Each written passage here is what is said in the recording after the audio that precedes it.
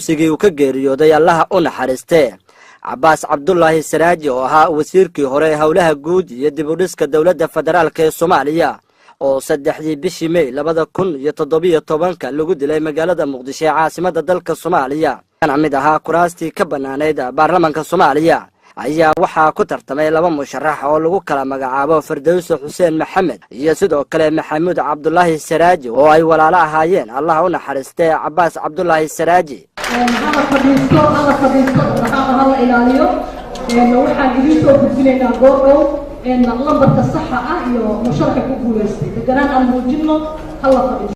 doorashada oo ay soo qaban qaabiyeen guddiga doorashooyinka madaxa bannaan ee Soomaaliya ayna goobjoog ka ahaayeen mas'uuliyiin ka socotay dawladda federaalka ee Soomaaliya xubnaha labada gole ee maamulka Jubbaland ururada bulshada rayidka saraakiisha ciidamada ammaanka Jubbaland iyo kuwa midowga Afrika ee Amisom ayna cod ka bixinayeen 51 ergo oo ay isku hayb ahaayeen musharaxiinta u taagnaa kursigaasi ayaa waxa ugu dambeyn doorashada ku guuleystay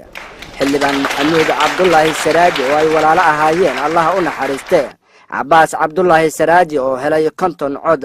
sida ay warbaahinta u xaqiijisay gudoomiyaha guddiga doorashooyinka madaxa bannaan ee Soomaaliya Xaliima Ismaaciil Ibraahim Maxamuud Cabdullaahi Saraaji iyo Firdawso Xuseen Maxamed waxa ay kala heleen labadaas musharax Maxamuud Cali Saraaji wuxuu helay 50 cod Firdawso Xuseen Maxamedna cod ma aysan helin hal codna waa naga halaabay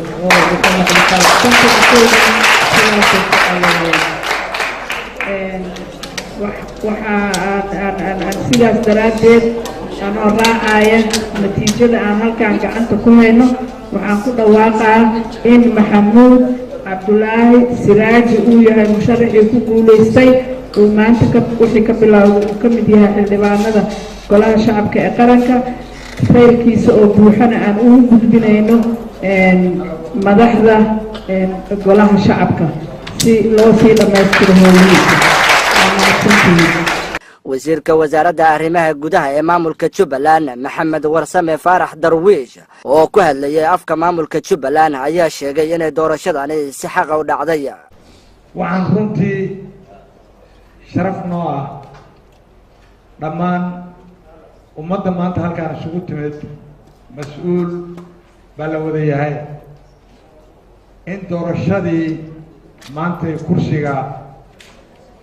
beesha hubeer jifada hayaama ee halkaan lagu qabtay si cadaalad ah oo ama afka qalaad transparency ah oo qof walba indhihiisa uu ku arkayay in guddiga doorashada madaxa bannaan ay u maamuleen yaanu markhaati kana ugu dambeyn xildhibaan ka guuleystay Maxamuud Cabdullaahi Saraaji oo warbaahinta la hadlay ayaa sheegay inuu ku faraxsan yahay guusha uu ka gaaray tartankii uu maanta galay maanta waa maalin farxad dhammaanka annada ee Jubbaland sida uu yahay ee Soomaali guud ahaanteeda kursiga waa dadkiin kursi muhiim Soomaali dhan oo inuu ahaa waxa ka geeriyay kursigan walaalka Cabbaas Cabdullaahi Saraaji oo reer Jubbaland waqti dheer waqti kursigan in la soo buuxiyo farsamooyin jira awooda laakiin ugu dambeyn waxaan ku guuleysanay in doorashadii la qabto la gabagabeeyo oo maanta maxaa la jiray aan ku guuleysan annagii aniga waxaan ahay maxaa la jiray waxaa la doortay xildhibaan macnaha waxaan ahay Soomaali dhan xildhibaan Jubbalandees kaasatan in kastoo maxaa la jiray Soomaaliya systemka baarlamaanka ku shaqeeya 4.5 system aniga waxaan ahay xildhibaan Soomaali xildhibaan Jubbaland kaas ahaan waxaan ahay xildhibaan dhalinyarta matala Jubbaland baa matala Soomaali dhan baan matala marka waa